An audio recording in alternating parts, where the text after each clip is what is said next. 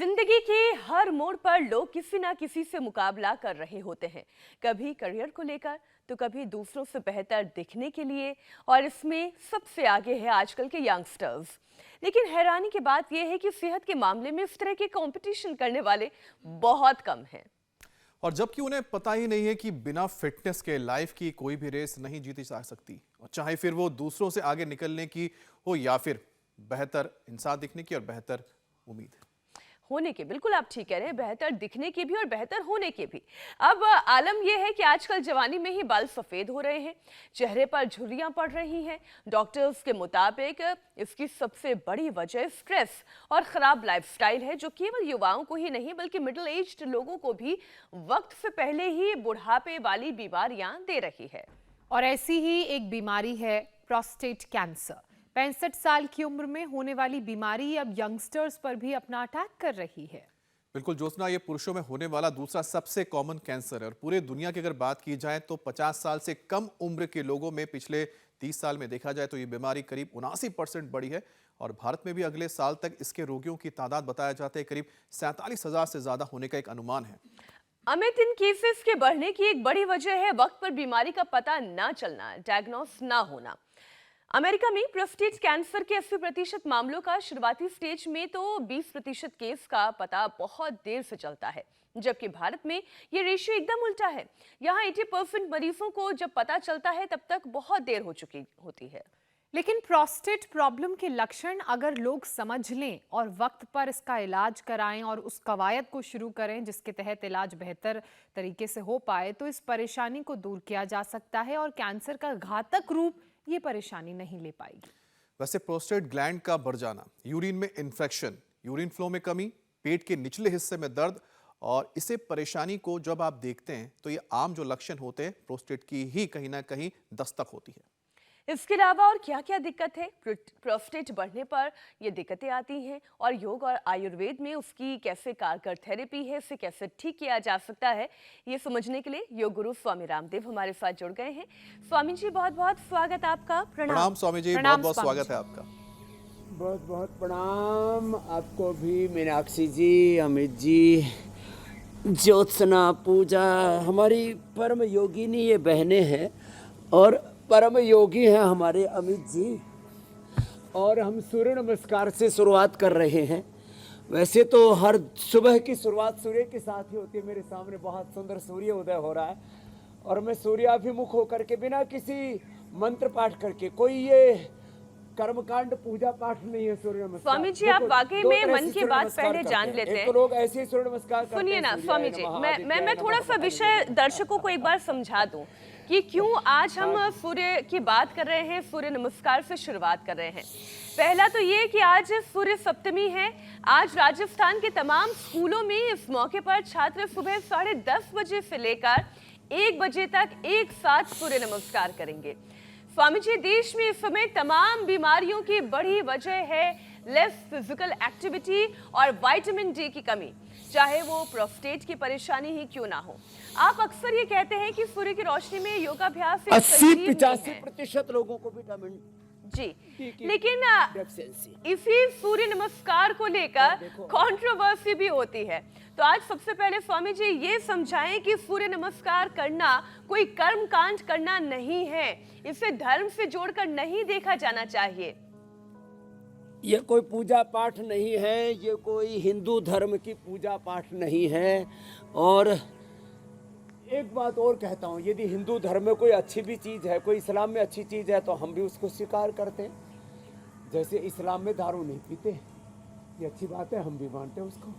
इस्लाम में ब्याज लेना, ये मुनाफाखोरी पाप की श्रेणी में, ये जो है इसको नापाक माना, उसको पाक नहीं माना।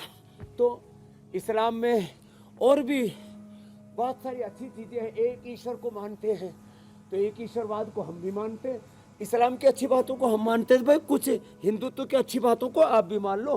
देखो कुछ तो करते हैं ऐसे खड़े होकर के, सूर्य की तरफ ऐसे खड़े हो गए और ऐसे ही सूर्य नमस्कार कर रहे। बोले मैंने बाबा जी रोज सूर्य नमस्कार करता हूँ। मैंने कहा कितनी बार? बोलो हम सूर्याय नमः, आदित्याय नमः, भानवे नमः, ऐसे मंत्र पाठ करके सूर्य नमस्कार करते हैं। देखो और कुछ लोग, अब इसमें मंत्र पाठ की जरूरत ही नहीं है, सामने ऐसे सूर्याभिमुख है और बदन पर कम से कम कपड़े हो। अब देखो ये आसन किया, मैं मौन हूं, कुछ भी नहीं बोल रहा हूं। अब पीछे गया, कुछ भी नहीं बोल रहा हूं, न आदित्याय नमः, न भानवे नमः, न सूर्याय नमः, कुछ नहीं। आगे झुक गया। अब ये ऐसे किया। और मैंने तो दुबई में, आपके पास शायद पहले से तैयारी नहीं की, दुबई में वहाँ की जो रॉयल फैमिली है उसके लोगों को, जो सिर पर सफ़ेद कपड़ा और उसके ऊपर काली काली एक घेरा सा रखते हैं, उसके 7 लोगों से मैंने सूर्य नमस्कार कराया। और फिर लगातार जब मैंने सेशन किया, हजारों लोग थे उसमें, 5000 से ज़्यादा लोग थे।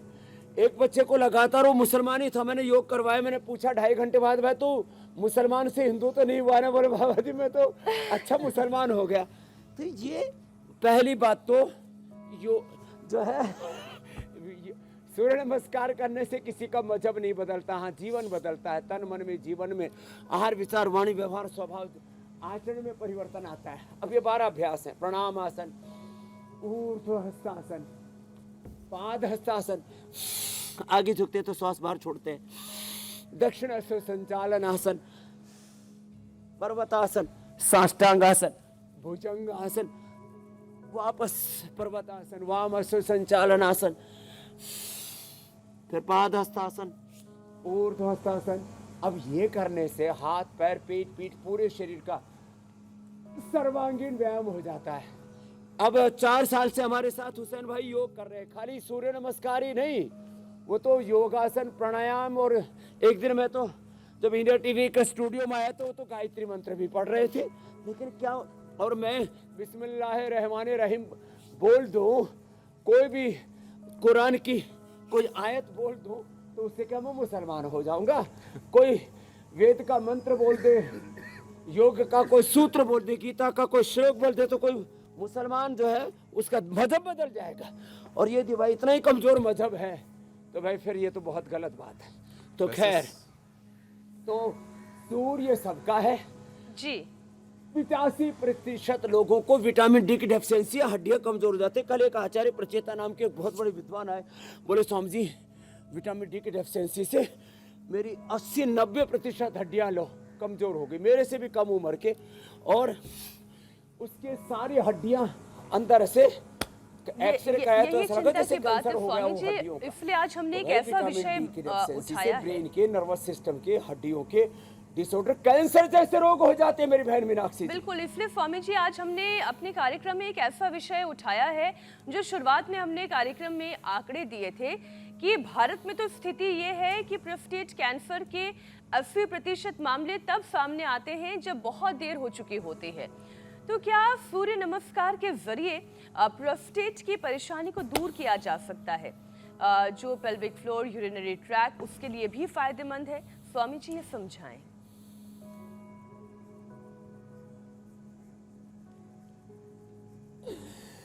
तो देखो, जो कर सके वो सूर्य नमस्कार कर लेना, वृक्षासन कर लेना, मेरी तरह से गरुड़ासन कर लेना, हो जाए तो अच्छी बात है, और ना हो तो कम से कम कपालभाति कर लेना है। मैंने 100 से 125 ग्राम तक जिनका प्रोस्टेट बढ़ गया था उनको ठीक किया है। हाँ, और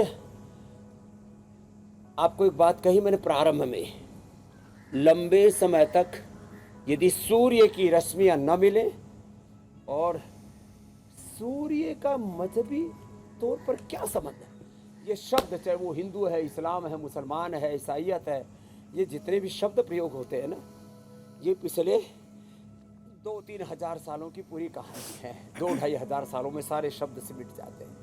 सूर्य तो अनादिकाल से अनंत काल तक रहने वाला है। सृष्टि के प्रलय हो जाएगी, फिर नया सूर्य आएगा, ये तो क्रम है एक सृष्टि का।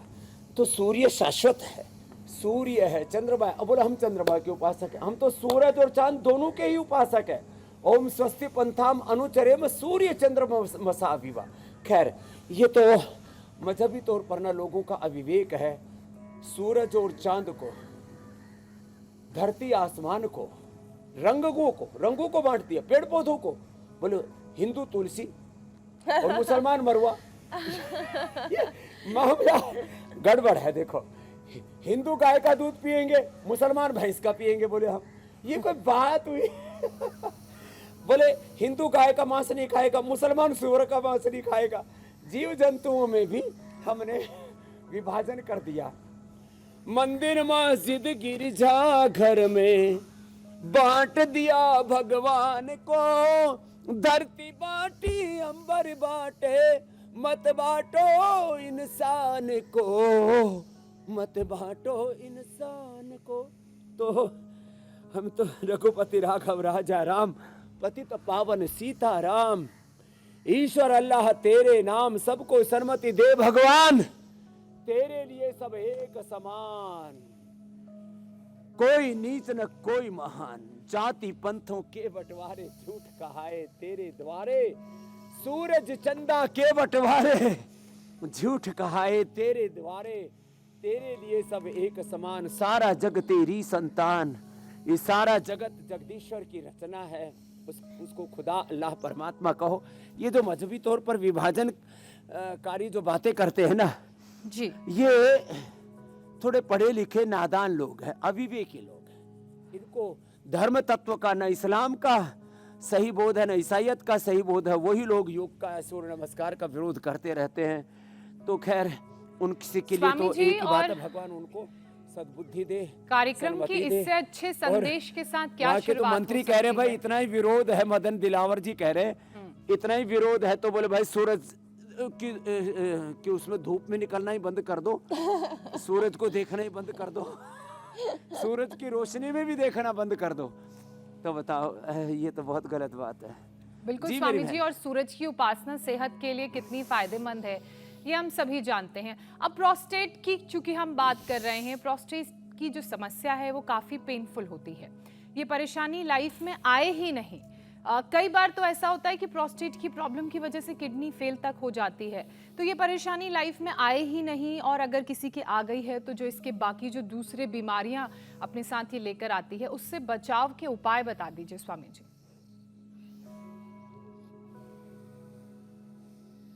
तो देखो, रोज एक तो ये भुजंगासन करना, भुजंगासन से लीवर, किडनी, पेनक्रियाज, प्रोस्टेट, इससे lung, heart, brain, nervous system, पूरे शरीर की इम्यूनिटी और सब स्ट्रक्चरल इम्बैलेंसेस और 33 के 33 वर्टिब्राज की सब बीमारियां ठीक हो जाती रीढ़ की हड्डी की। ये भुजंगासन 100 बार तक करने की आदत डालें। जो सूर्य नमस्कार भी नहीं कर सकते ना, तो भुजंगासन ही कर लें।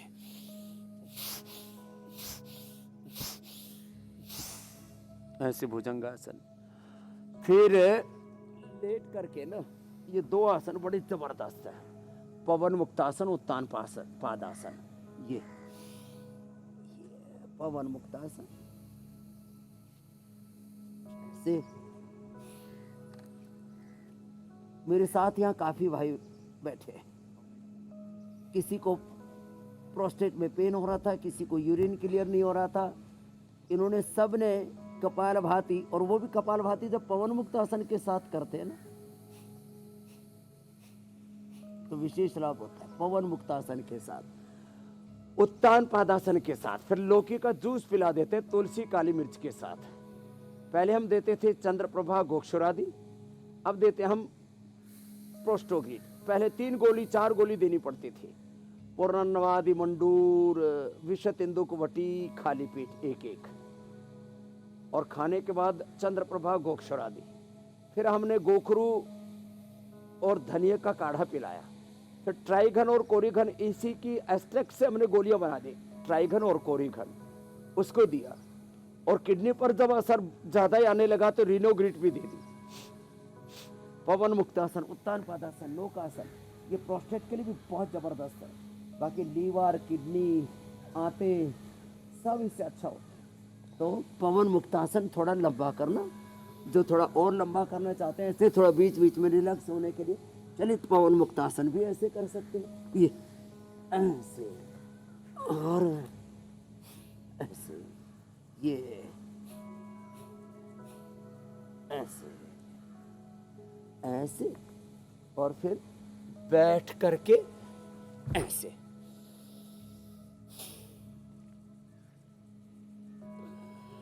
मंडूकासन, योग मुद्रासन, अर्धमत्स्येंद्रासन, वक्रासन और गोमुखासन, ये प्रोस्टेट के लिए रामबाण है।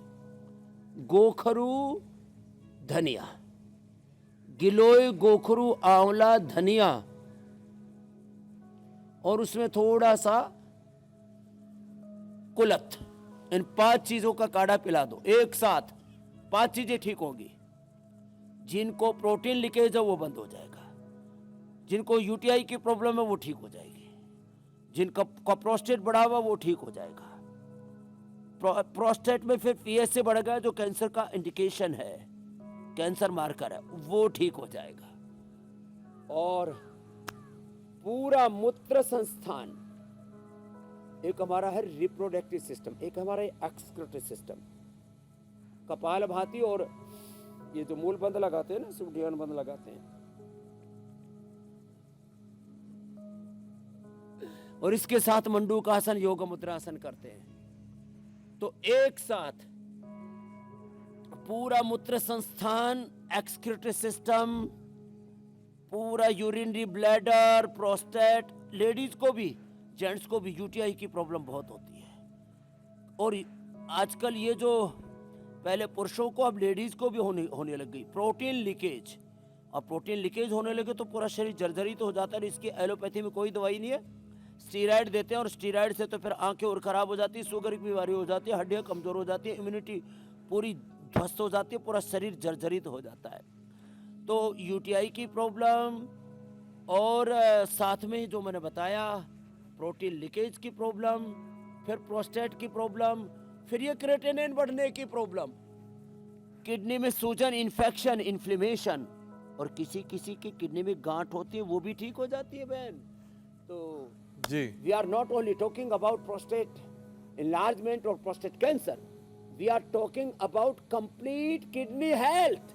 ये बड़ी बात है, समग्र स्वास्थ्य, किडनी का वृक्क कहते हैं इसको संस्कृत में, किडनी के संपूर्ण स्वास्थ्य के बारे में हम समाधान दे रहे हैं मेरे भाई अमित जी। जी स्वामी जी, होती लगाइए, कुछ बोलना चाह रहे थे। हाँ जी स्वामी जी, विनोग्रिट भी देते हैं गोखरू के साथ और ट्राइगन कोरिकन के साथ। क्योंकि स्वामी जी जो प्रोस्टेट कैंसर है अब ये हो रहा है कि पहले तो ये 65 साल की उम्र के बाद होता था, लेकिन आजकल काफ़ी कम उम्र के जो लोग हैं इसकी चपेट में आ रहे हैं। और एक जो लेटेस्ट स्टडी आई उसके मुताबिक तो बताया जा रहा है कि पिछले 30 साल में 50 साल से कम उम्र के लोगों में ये बीमारी करीब करीब 80% तक पहुंच गई। 79% है लेकिन 80% ही पकड़ लेते हैं। और स्वामी जी प्रोस्टेट की जो परेशानी है वो कैंसर जैसे खतरनाक स्टेज पर ना पहुंचे, जिसका जिक्र आप कर रहे थे, उसके लिए कुछ और क्या सावधानी बरत सकते हैं? एक तो मंडूकासन, योग मुद्रासन के साथ साथ, अब जैसे मैंने कहा ना, आसन के साथ प्राणायाम, प्राणायाम के साथ ध्यान, राम रसायन, राम रसायन है, राम रसायन तुमरे पासा सदा रहो रघुपति के दासा। फिर राम कृपा नासई सब रोग, राम नाम औषध भी है, राम राम रसायन भी है, राम के भक्ति में शक्ति भी है। राम का, कृष्ण का, हनुमान का, शिव का जप करते हुए, ध्यान करते हुए, नाम औषध, और फिर साथ में योगासन, प्राणायाम और ध्यान। अब उसको राम को, खुदा, अल्लाह, ऑलमाइटी गॉड, भगवान परमात्मा कहूँ, बात एक ही है। मंडूकासन, योग मुद्रासन, अर्धमत्स्येंद्रासन, वक्रासन, गोमुखासन करते हुए मैं इसलिए इन बातों को कह रहा हूं, अंदर की कमजोरी जो है, पौष्टिक आहार, पौष्टिक विचार। आज मैंने एक बहुत बड़ा तत्व कहा, पौष्टिक आहार के बारे में तो बहुत कुछ बातें होती हैं, उसमें न्यूट्रिशन, माइक्रोन्यूट्रिएंट्स, मिनरल्स, विटामिन्स, छोटे छोटे घटक हैं आहार के, उनके बारे में बात है। विचार के भी छोटे छोटे घटक है, भक्ति, प्रेम, करुणा, वात्सल्य, सौहार्द, ये जो खींचातानी चलती रहती है ना, सूर्य नमस्कार के नाम पर, योग के नाम पर, सनातन धर्म के नाम पर, अपनी पूर्वजों की विरासत के नाम पर सियासत होती रहती है, इस सब से बचना चाहिए सभी दलों को। मैं इसमें समान रूप से बिना किसी भेदभाव के कहना चाहूँगा कि भाई जो है, अब सबको एक बात पर सहमति रखनी चाहिए, कॉमन मिनिमम प्रोग्राम देश में होना चाहिए। योग है, आयुर्वेद है, और ऐसे ही अपने पुरखों की जो पूरी ज्ञान परंपरा है वो हमारी साझी विरासत है। बहुत बड़ा शब्द बोला है मैंने अमित भाई जी, साझी विरासत। बिल्कुल स्वामी जी। और इस साझी विरासत के बारे में कोई सियासत नहीं होनी चाहिए, और भाई आयुर्वेद की जड़ी बूटी हमारे ऋषि मुनियों ने बताई, यूनानी औषधियाँ हमारे इस्लाम भाइयों जो है इस्लाम हकीमों ने बताई, इस्लाम के हकीमों ने, तो हम तो प्रयोग करते स्वामी हैं। जी, मैं इसमें एक हम बार तो हकीमों की बताई हुई आपका जो भी जिक्र नुस्खे करना हैं, चाहता हूं। उसको भी रेस्पेक्ट देते हैं। जी स्वामी जी, जैसे आप देखिए कि आप अरब देशों में जा रहे हैं, आप वहाँ पर जाते हैं, योग करते हैं, वहाँ पर तो कोई परहेज नहीं है, हिंदू मंदिर तक अरब देश में बना है। और सबसे बड़ी बात है कि हाल ही में स्वामी जी सऊदी अरेबिया, जहाँ पर की सबसे पाक स्थान है इस्लाम के, मक्का मदीना, वहाँ पर अगर सरकार, वहाँ की मिनिस्ट्री है सर, कल्चरल मिनिस्ट्री, स्कूलों में योगा को लेके कंपटीशन करवा रहे हैं बच्चों में, ताकि जिसमें बच्चियाँ भी शामिल हैं। तो आप बताइए कि फिर हमारे देश में फिर क्यों इस तरह के परहेज की जाती है, या फिर लोगों को गुमराह करने की कोशिश की जाती है? वैचारिक दरिद्रता स्वामी जी अक्सर कहते हैं। इसमें बस वैचारिक दरिद्रता, कुपोषण मैं बोल रहा था ना, एक शारीरिक कुपोषण, ये वैचारिक कुपोषण के शिकार हैं। ये जो है आइडियोलॉजिकल क्राइसिस है और डेफिशिएंसी है और बैंकरप्सी है। ये वैचारिक दरिद्रता कहो, वैचारिक कुपोषण कहो, विचारों में विभ्रांति कहो, वहम कहो, कुछ भी बोलो उसके लिए, या थोड़ा कठोर शब्दों में बोले तो ये intellectual and religious terror and terrorism कुछ लोग फैलाना चाहते हैं। ये अच्छी बात नहीं है। तो देखो, इनसे बचना चाहिए और सबको योग करना चाहिए, सबको योग करना चाहिए, सूर्य नमस्कार करना चाहिए, आसन प्राणायाम ध्यान करना चाहिए। और मैंने कहा अपने पूर्वजों की, योग की, आयुर्वेद की और तमाम सांस्कृतिक विरासत पर सनातन जो शाश्वत मूल्य हैं जीवन के, और जो ज्ञान विज्ञान जीवन जगत के बारे में, पिंड ब्रह्मांड के बारे में अपने पुरखों ने दिया, इस साझी विरासत को संजो के रखना चाहिए। इस पर कोई सियासत नहीं करनी चाहिए। ये तो इस बात के लिए बात कह करके फिर वापस आगे बढ़ते हैं। तो ये चलेगा, अभी 2024 है ना तो जब तक ये राजयोग वाला कार्यक्रम चलेगा तब स्वामी तक जी, योग पर भी हर कोई जो है, अब अभी तस्वीरें दिखा रहे हैं स्वामी जी मंदिर की, लेकिन बहुत ही धन्यवाद है खूबसूरत स्वामी जी मंदिर की भजनलाल जी को। तस्वीरें दिखा रहे हैं स्वामी जी आबू धाबी की। आप बताइए, आबू धाबी इस्लामिक कंट्री है, वहां पर मंदिर है, वहां पर भी लोग योग को ले रहे हैं, अपने जीवन में अपना रहे हैं, सऊदी अरब में अपना रहे हैं। तो मुझे समझ में नहीं आता जिसका जिक्र आप कर रहे हैं। वहाँ की जो रॉयल फैमिली है उसके व्यक्ति, मैं उनसे मिला था, वहाँ के जो कल्चरल मिनिस्टर हैं और जो रॉयल परिवार के फैमिली के मेंबर हैं, मैं उनसे मिला था पिछले दिनों, वो खुद आए थे उसमें। मतलब कि जो है, अरे मुसलमान मंदिर में जा रहे हैं अपने इस्लामिक कंट्रीज के अंदर, जहाँ मैंने कहा था कि ओम और गायत्री मंत्र पर बोलने तक पाबंदी थी, और ये तो एक ही दिखा रहे हो। कल जो है मैं देख रहा था, सभी देशों में अब मंदिरों के लिए दरवाजे खोल दिए गए हैं। अब एक नई दुनिया में हम प्रवेश कर रहे हैं। कहाँ हम पता नहीं कौन से युग में जी रहे हैं। ये नफरत की बातें, ये घृणा की बातें, एक दूसरे से वैर मनस्य की बातों को छोड़ करके 3 बातों को अपनाना पड़ेगा: oneness, coexistence and harmony, brotherhood. यही वसुधैव कुटुंबकम, जिसको कल मोदी जी खोद रहे थे, उकेर रहे थे एक पत्थर के ऊपर, ये तो अब सार्वभौमिक सत्य हो चुका है। और ये जो प्रमुख स्वामी जी महाराज, जो BAPS के संस्थापक हैं, महंत स्वामी जी महाराज, स्वामीनारायण संप्रदाय के जितने भी साधु संत महात्मा हैं, इनके साथ भी हमारा एक गहरा आत्मीय भाव है। और हम तो भारत सहित पूरे विश्व की सभी गुरु परंपरा, संप्रदाय परंपराओं को आदर करते हैं। हमने तो अनादर किसी का सीखा ही नहीं। हम तो सारे जड़ चेतन इस पूरे अस्तित्व में एक ही ब्रह्म के रूप को, ओम सर्वम खलो इदम ब्रह्म वासुदेवा सर्वम ईसवास्यमिदम सर्वम, सिया राम मैं सब जग जाने करो प्रणाम, जोड़ी जुग पानी की संस्कृति के, प्रकृति के उपासक है। और मूल प्रकृति, मूल संस्कृति तो सबकी एक ही है। और अलग अलग कालखंडों में जो अलग अलग, चाहे वो मजहबी परंपराएं हैं, चाहे वो अलग अलग कालखंड में राजनीतिक, सामाजिक, आर्थिक, वैचारिक परंपराएं, उन सबका परस्पर आदर होना चाहिए, सही बातों का। और ये यही 21वीं सदी के इस ज्ञान विज्ञान युग के का तगाजा है मेरे भाई। बिल्कुल स्वामी जी, ये वैश्विक सद्भाव बढ़ेगा तो जो वैचारिक कुपोषण है, जिसका मीनाक्षी भी जिक्र कर रही थी, वैचारिक दरिद्रता है, वो भी दूर भागेगी, लोगों में वो जागरूकता जगेगी। प्रोस्टेट की एक बार फिर से बात कर लेते हैं, क्योंकि आज इस परेशानी को दूर भगाना है। स्वामी जी कहते हैं कि प्रोस्टेट की प्रॉब्लम के पीछे खाने पीने का भी बड़ा इंपॉर्टेंट रोल होता है।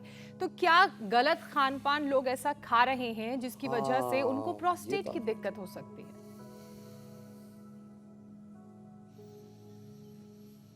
ऐसा करो मीनाक्षी जी, और ज्योत्सना जी आप ना एक YouTube चैनल भी खोल लो जिस वैचारिक कुपोषण, वैचारिक दरिद्रता, वैचारिक जो इंटेलेक्चुअल बैंक करप्सी इसको दूर करने के लिए। बाकी इंडिया टीवी वाला चैनल तो है ही, ये तो समाचार के लिए है। तो आप ना ये उपचार दो लोगों को, उपकृत करो लोगों को। बहुत तरह की मानसिक, बौद्धिक, वैचारिक, धार्मिक, आध्यात्मिक दरिद्रताओं से लोग गुजरते हैं। और ये जो आपने बात कही कि कौन सी चीज़ें ऐसी हैं जो हम प्रयोग में लाएं तो हम इससे बच सकते हैं। एक तो सूरज की धूप में बैठे, अब सूरज की धूप में मंत्र पाठ करके बैठना जरूरी नहीं है। फिर मैं वापस कहूँगा, कुछ लोगों को मंत्रों में दिक्कत है। अरे भाई मंत्र मत पढ़ो, सूरज को तो देखो, सूरज की धूप में बैठो। और मेरी तरह से इतने से कपड़े में बैठे तो अच्छी बात है। लेडीज भी बस वो थोड़ा एक लोकाचार है उसके अकॉर्डिंग। हमारे मुस्लिम भाइयों को तो और ज़रूरत है, और मुस्लिम बहनों को और ज़रूरत है, क्योंकि उनको तो बुर्के आदि में ज़्यादा ही को लुका छुपा करके ढक के रखते हैं। तो मेरे को समझ में नहीं आता भाई, ये जो पर्दा प्रथा थी या जो ये जो सब था ढका ढुकी वाला मामला, हमारे हिंदुस्तान में तो जो ये जो पूरे मुगल थे ना, बाबर से लेकर के और अकबर से लेकर के औरंगजेब से लेकर के और अंतिम बादशाह तक, सब जो है कई कई हजार माँ बहन बेटियों का हरम बना के रखते। तो उससे लोग उनकी नज़र ना पड़े कोई सुंदर बेटी पर, तो इसलिए थोड़ा पर्दा प्रथा थी। ये इनके ऊपर किसकी नज़र लगी हुई है? क्यों अपनी बहन बेटियों को बुर्के में रखते हो भाई? और कोई रखे तो हमको कोई दिक्कत भी नहीं है, लेकिन भाई बुर्के में भी रखना है तो सुबह शाम अपनी बहन बेटियों को थोड़ा सूरज की धूप दिखाया करो, नहीं तो विटामिन डी की डेफिशिएंसी से प्रोस्टेट कैंसर होता है। एक बात। दूसरा, जो जितने भी कचरा खाते, उत्तेजक आहार, उत्तेजक विचार, ये सामाजिक, आर्थिक, राजनीतिक, तो बहुत तरह की उत्तेजना है ना, बहुत तरह का जहर घुल गया, हवाएं जहरीली हो गई हैं, राजनीति जहरीली हो गई है, ये मजहबी उन्माद इतना जहरीला हो गया है। ये सब हमारे जितने भी ये उत्तेजक आहार, विचार, वाणी, व्यवहार, स्वभाव, संबंध, आचरण हैं, इन सब का असर किडनी पर पड़ता है। अब छोटी सी किडनी बेचारी 25-30 ग्राम के दोनों का कुल वजन होगा, 9 सेंटीमीटर की होती है, और लगभग 7,600 लीटर से लेकर के 10,000 लीटर ब्लड को रोज फिल्टर करती है। ये सारा जितने भी उत्तेजक चीजें हैं ना, ये किडनी में जाकर के उसको जो है खराब करती हैं, प्रोस्टेट को जाकर के खराब करती हैं। और फिर इसमें जो एलोपैथी की सिंथेटिक दवाएं, और हरे रामा रामा, फिर vitamin D, B12, calcium, iron की डेफिशिएंसी हो जाती है, तो सिंथेटिक चीजें खाते हैं, धत तेरे की है? पहले से करेला और फिर नीम चढ़ा, पहले से सिंथेटिक दवाइयाँ, इतना ही पहले से जहर घुला हुआ, फिर ऊपर से सिंथेटिक विटामिन, न्यूट्रिसेटिक्स ये और डाल देते हैं। तो क्या करें? जौ का दलिया खाएं। मैं कोई पतंजलि का जौ का दलिया खाने की जरूरत नहीं, पतंजलि कोई खेत थोड़ी है, पतंजलि तो एक नाम है। जौ का दलिया खाएं, तो ये हमने उपलब्ध कराया बड़ी मेहनत से। जौ का दलिया खाएं सप्ताह में एक बार, इतना स्वादिष्ट दलिया है, मैंने भी कई दिनों से नहीं खाया था, आज जौ का दलिया बनवाऊंगा। और जौ का दलिया जिनको शुगर है वो थोड़ा नमकीन बना के खा ले, सेंधा नमक डाले, थोड़ा ज़्यादा नमक भी किडनी को ख़राब करता है। और भाई जिनको, जो मेरी तरह से एकदम हृष्ट पुष्ट हैं, तो जौ का दलिया दूध में बनाओ, खीर से बढ़िया लगता है। चावल की खीर खाते हो ना तुम, जौ की का दलिया, जो कि खीर ही है, पायसम, साउथ में पायसम, ओहो बड़ा जबरदस्त है। मीनाक्षी जी और ज्योत्सना जी तो पाक शास्त्र में भी, स्वामी जी मेरा फेवरेट भी है जौ का दलिया, लेकिन इंडिया टीवी वाले जो है मुझे तनख्वाह भी नहीं देते, मुझे कोर्ट में जाना पड़ेगा और मुझसे सारे काम करवाते हैं, योग शास्त्र, पाक शास्त्र। स्वामी जी आपके लिए तो सबसे बड़ी पूंजी तो दर्शकों का प्यार ही है ना, और ये जितना लाभ लोगों को मिल रहा है, जितना फायदा लोगों तक पहुंच रहा है आपके पैसे से बढ़कर के है। स्वामी जी बिल्कुल आप ठीक कह रहे हैं। एक और जो विषय है वो हम इसे तो जौ का दलिया, जौ का दलिया, जौ का आटा जी, अल्कोहल और स्मोकिंग की आदत, स्वामी जी किडनी की प्रॉब्लम नहीं होगी, सप्ताह में एक ही कोई बार खा लेना। जी मैं कह रही हूँ स्वामी जी, अल्कोहल और स्मोकिंग की आदत जो है वो यंग एज में प्रोस्टेट की परेशानी की बड़ी वजह बन रहा है। और स्मोकिंग और ड्रिंकिंग की आदत तो ऐसी है कि वीकेंड आया नहीं और उसकी तैयारी पहले से शुरू हो जाती है। पार्टीज होती है। तो स्वामी जी, इस आदत को कैसे दूर किया जा सकता है? युवाओं को आप समझाएं, क्योंकि देश के ज्यादातर युवा जल्दी बूढ़े नहीं होना चाहते, लेकिन लाइफस्टाइल भी सुधारना नहीं चाहते हैं, तो इसे थोड़ा सा ठीक कराएं। हाँ, ये स्मोकिंग और ड्रिंकिंग, ये सब जो जहरीली चीजें हम जितनी भी खून में डालेंगे ना, सब चीजें जाके तो खून में ही घुलती है। ये धुआं भी खून में घुलता है, और ये अल्कोहल भी, ये दारू, ये वाइन, ये सब भी खून में घुलते हैं। तो ये मयूरासन बड़ा अच्छा होता है किडनी के लिए, इसलिए मैंने करके दिखाया, कोई प्रदर्शन के लिए नहीं कर रहा था। देखो, कुछ बावड़े बोले बाबा जी ये जो के बारले से ही तो बनता है, बियर वो तो अच्छा है ना किडनी के लिए। अरे मेरे राम, अरे जो का दलिया खा ले, आटा खा ले, उसको सड़ा के खाना जरूरी है, बावड़ा कहीं का। अब मैं कहता हूँ अंगूर खाओ, बोले ना अंगूर की वाइन पियेंगे। ये मामला मैंने सड़ा करके, ये तो खाने पीने वाला मामला है। दुर्गंध जिसमें है, जिसके अंदर बासीपना है, जिसके अंदर अलग, और फिर उसमें फर्मेंटेशन से बहुत अल्कोहल पैदा हो जाता है, वो जा करके हमारी खून में घुल जाता है, और वो किडनी को खराब करता है, लिवर को खराब करता है, पेनक्रियाज को खराब करता है, आंतों को खराब करता है, हार्ट को खराब करता है, ब्रेन नर्वस सिस्टम को खराब करता है। इसलिए जो लंबे समय तक पीते रहते हैं उनको नहीं, ये हाथ भी कांपने लगते हैं ऐसे। खैर, तो देखो, बीड़ी सिगरेट शराब से बचने का एक उपाय है, सुबह उठो, दौड़ लगा, सिर नमस्कार करो, पसीना बहाओ, और कुछ ज्यादा उम्र हो गई, दौड़ा नहीं जाता है तो बीड़ी में दम लगाते हैं कुछ लोग, बीड़ी में ना ऐसे। बोलो बाबा जी हम भी प्राणायाम करें। मैंने कहा क्या करा है? बोलो पहले बीड़ी के साथ करूं, फिर सिगरेट के साथ, फिर बाद में हुक्के के साथ कुश्ती करूं। मैंने कहा ठीक है तेरी कुश्ती। ये मैंने जितना फिर वो लंबा भरते हैं ना, और कुछ तो 1-1 फीट ऊपर जो है ना, चिलम के अंदर से वो अग्नि निकाल देते हैं, और नाक से भी निकालते हैं, कुछ कान से निकालते हैं। हे मेरे राम, एक अघोरी है, वो ऊपर से निकाल के नीचे से भी धुआं निकाला है। तो ये सब कार्यक्रम में धुआं धप्पड़ ठीक नहीं भाई। वैसे स्वामी जी देखो, इसके लिए योग करो और ये विचार करो कि आखिर इसका परिणाम है, पर इसका परिणाम है कैंसर, इसका परिणाम है बहुत खराब प्रोस्टेट की प्रॉब्लम, हार्ट की प्रॉब्लम, बीपी। हाँ मेरे भाई। स्वामी जी, क्योंकि हम प्रोस्टेट का जो जिक्र कर रहे हैं, अब ये जो परेशानी है, क्या ये जेनेटिक भी हो सकती है? क्या माँ बाप से ये बच्चों में भी जा सकती है? और इसका सोल्यूशन क्या हो सकता है? उपाय क्या होगा इसका?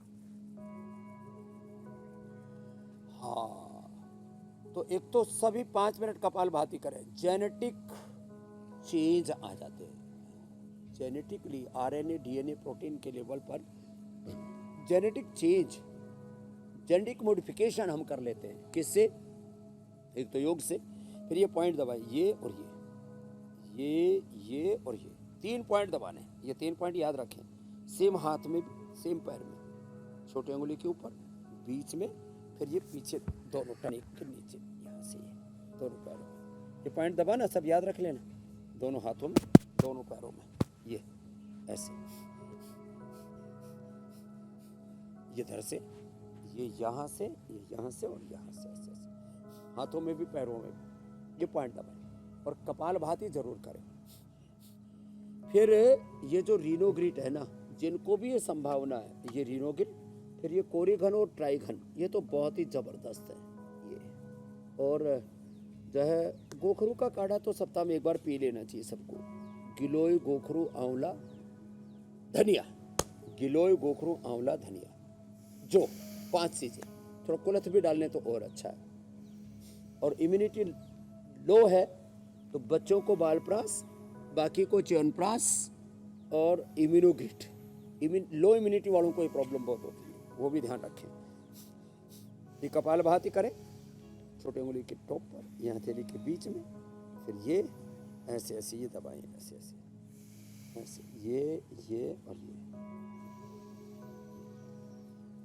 तो कपालभाति करें, सप्ताह में 1 बार मैंने कहा जौ का सेवन जरूर करें। जौ और जितने भी मिलेट्स हैं वो तो सब फायदे करते हैं। जो और एक जई बोलते हैं। आजकल उसको अंग्रेजी में ओट्स कहते हैं। पहले जई डांगरों को खिलाया करते, अरे बोले बावड़े हो रखे डांगरों ने जई खिला रहे। अब आदमी ठीक है, वापस लौटो प्रकृति की ओर। ओट्स सप्ताह में एक बार ओट्स, एक बार जो, और कपालभाति जरूर करना है। पानी 2-2.5 लीटर जरूर पीना है। इससे ना एक्सरसाइज हो जाती है। देखो, गति में शक्ति है, बिना गति के दुर्गति। कपालभाति, स्वामी और फिर जी। हो सके तो बाह्य प्राणायाम करो। ये तो अप्रतिम है, प्रोस्टेट के लिए भी और किडनी के लिए भी। कपालभाति करने की आप बार बार जी, सलाह बिल्कुल। दे रहे हैं कार्यक्रम की शुरुआत से ही, तो कपालभाति, बाह्य प्राणायाम के अलावा स्वामी जी और कौन कौन से प्राणायाम हैं जो प्रोस्टेट में कारगर हैं?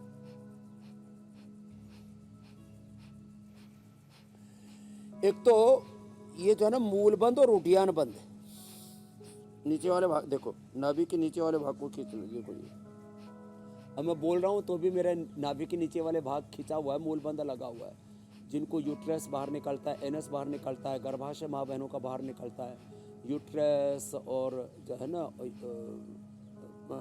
एनस प्रोलैप्स की प्रॉब्लम है उनके लिए भी, और तमाम तरह के रिप्रोडक्टिव ऑक्सक्रिटिव सिस्टम के जितने भी लोग हैं उनके लिए एक तो ये मूल बंदी, फिर ये उद्यान बंद। देखो ये, और इसमें फिर एक विशेष बात, मैंने इधर देखा तो सब्जियों की तरफ मूली दिखी। मूली प्रोस्टेट के लिए, किडनी के लिए, पाचन तंत्र के लिए सर्वोत्तम है। पहले तो सर्दी में मिला करती थी, आजकल तो 12 महीने मिलती। तो जो मूली खाएगा वो प्रोस्टेट की बीमारी से, किडनी की बीमारी से बच भी जाएगा। तो ये बड़ी जबरदस्त है। और ये तो जो है मूली, क्या ये तो मूला है। अरे ये तो बड़ी सॉफ्ट है। हाँ, तो ये ऑर्गेनिक मूली हम मंगाते हैं हमारे पास, तो या खेतों में ना अपने ये तो अपने गमले में भी बो सकते हैं। बड़ा सा गमला लो, उसके अंदर मूली के बीज डाल दो। मूली है, शलगम है, पालक है, बथुआ है, मेथी है। ये तो अपने छत के ऊपर या गमलों में पैदा करो। गिलोय देखो, ये लगा रखे हैं ना, गिलोय है, पत्थर चटा है, पीपल है, अमरूद है, तुलसी है, मरवा है, सहजना है। ये सब चीज़ें तो थोड़ा बड़ा सा गमला ले लो, उसी के अंदर लगा लो। पेड़ पौधों की जड़ें 2-2.5 फीट से ज़्यादा नहीं जाती इनकी जड़ें, और ये भी मूली भी 1 फीट तक से ज़्यादा नहीं जाती है, गमलों में हो जाएंगी। तो ऐसे अब हमने एक नई प्रकृति की एक नई संस्कृति एक शुरू कर दी है। अब लोग जो है सब विकृतियों से बच रहे हैं इससे। तो ये कपालभाति बहुत ज़रूरी है।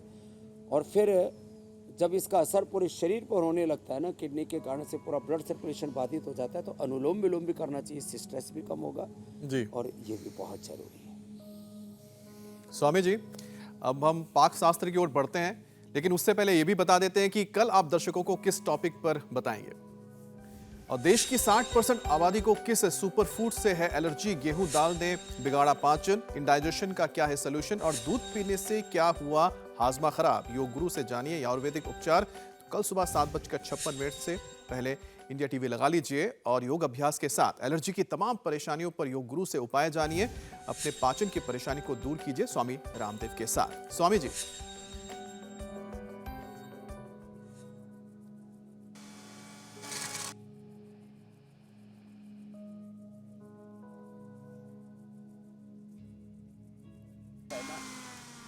ये बड़ा अच्छा है। अनार का ये जूस बड़ा इजीली निकल जाता है, और इसमें जो है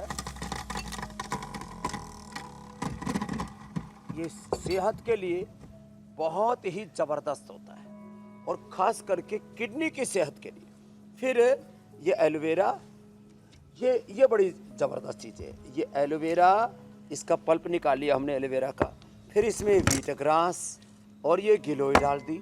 जिनको प्रोस्टेट कैंसर भी, पीएसए लेवल बहुत ज़्यादा बढ़ा हुआ है ये, और फिर नीम तो परम औषधि है। इसको का जब जूस पीते हैं तो ये एंटी कैंसरस भी है, एंटी प्रोस्टेट भी है, पीएसए लेवल इससे नॉर्मल आ जाएगा, और इससे बहुत ही ज़बरदस्त लाभ होता है प्रोस्टेट के केसेस में।